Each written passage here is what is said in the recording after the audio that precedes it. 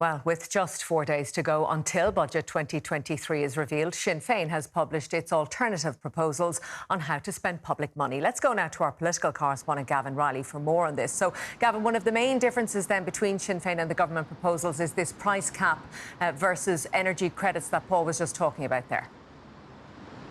Yeah, that's right. Obviously, energy is going to be one of the major battlegrounds on which next week's budget is going to be assessed. The government's approach is likely to be a mix of universal and targeted measures, targeted being increased access and potentially higher rates for the fuel allowance, but universal being a repeat of the energy credits that we saw earlier in the year. One for €200 this side of Christmas and two more for the first 4 months of the new year. Sinn Féin's approach would not be quite so universal. They want another similar mix of targeted and universal measures, but one thing they want to do universally is to put a ceiling on the cost of energy. This is something which has been done of late by the British government. Effectively, what it would amount to is deciding that there can only be a certain amount that consumers can be charged for every unit of energy, and the government would directly pay energy suppliers the difference, effectively meaning that there would be a cap for customers until at least the end of February under Sinn Féin's models, but with the government then having to pay up the slack and to pay directly the energy companies for the difference in the meantime. Their estimate is that this could cost in the region of 1.6 or 1.7 billion euro to freeze bills between now and the end of February. But Pierce Doherty, Sinn Féin's finance spokesman,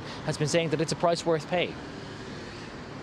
This isn't something novel. I know the government are out with their sound bites, but right across Europe, this is happening. You know, in the last 72 hours, 2 other countries have announced that they're going to bring in price certainty for their customers. It's happening in about 9 or 10 different countries across Europe. It is part of the Commission's toolbox that was announced back in March. This can be done. This is the only thing about this issue. It's about political choices. And it's very clear that the government don't want to take this political choice.